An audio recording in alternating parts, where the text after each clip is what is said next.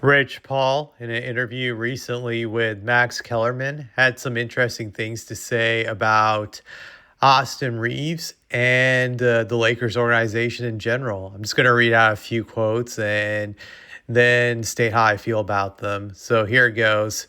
Kellerman said, "Ideally, Austin Reaves is Ginobili in a real world." Rich Paul responded, "On a championship team.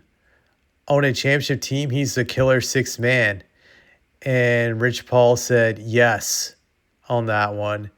And here's another quote. Paul said, "I personally don't think the Lakers are good enough to be contenders right now. Not right now." Kellerman, "When you say contenders, what do you mean?" Rich Paul's response, "I don't think they have enough to get to the Western Conference Finals. I don't think they have enough to contend from that perspective right now." Kellerman then says, "So OKC is in a class by themselves? Put them aside for a second. You think the Lakers don't fit in with the rest of the pack? They got the second best record in the conference." Paul, quote unquote, says, "We have seen that before. It doesn't mean anything." So that's interesting how Rich Paul views Austin Reaves as a Manu Ginobili on a championship team that he would be a great six man. He didn't say much. It's more like Kellerman asked him to reaffirm how he felt. Kellerman felt Ginobili was a six man, and then Rich Paul confirmed, yeah, on a championship team he would be a six man. So it's kind of a little bit vague, but I know it's been blowing up all over social media today, especially with Laker Nation, considering Austin Reaves is a fan favorite among Laker fans. They're very high on him. They want him to be part of the future of the Lakers organization. He's having a career year. I look at his numbers. They're the best of his career, 28.4 points per game, 50% overall shooting from the field, 37 from three, 5.5 rebounds, 6.7 assists, 1.1 steals. These are all-star numbers. He's definitely going to get into all-star game. I don't see how he does it unless the Lakers suddenly are no longer like a top four team in the West, but they remain a top four team in the West. Yeah, I see him getting in. You can't argue against these numbers. These are great numbers. Now, when it comes to Rich Paul saying that he would only be a great six man on a championship team, that he would have like a Ginobili like role. I just want to go back to even the Ginobili statement. Ginobili was a six man, but I think it's very deceptive that he was also the third option on the Spurs. And sometimes even the second option on the Spurs during the Tim Duncan era. I felt like him and Tony Parker would kind of rotate every year like musical chairs on who was the number two option. I know Spurs fans used to have this funny debate all the time about which guy was better, Manu or Tony as the second guy, since they would always flip back and forth. So they were like interchangeable.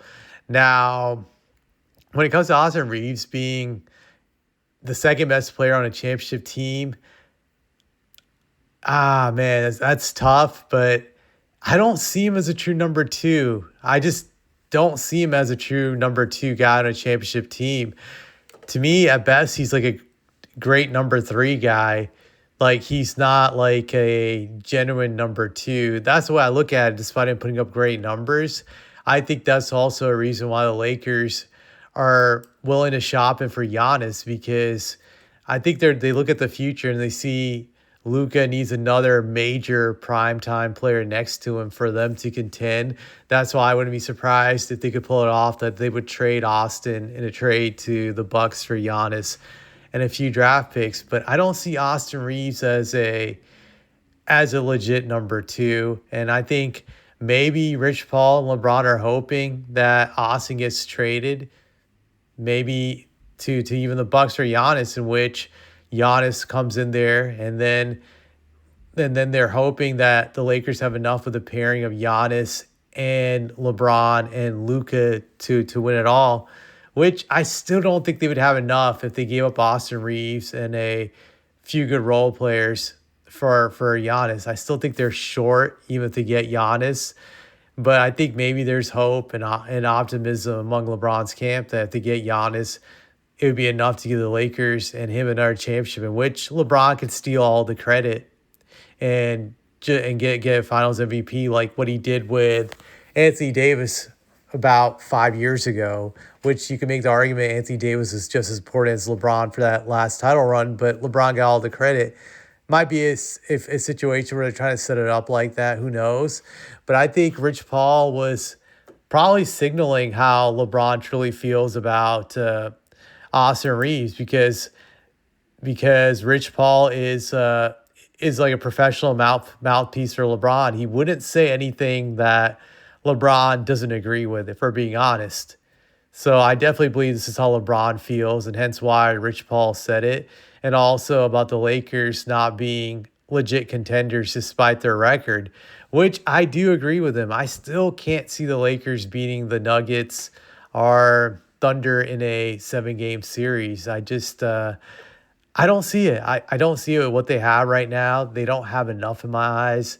It just seems to me like they need a few more role players or another legit third star to do it, but they don't have it right now. So they're off in that sense.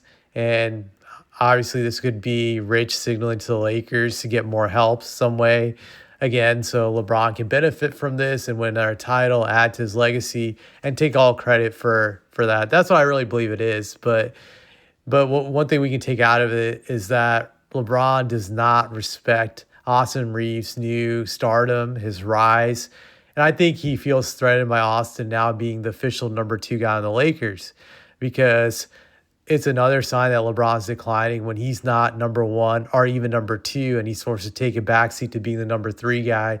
I think that's very hard for him to take ego-wise, and LeBron is striking back in the best way he can, which is through media channels, using Rich Paul as one of them to push the narrative that Austin is not a legit number 2 guy. I think that's really what that is, trying to lower Austin's value.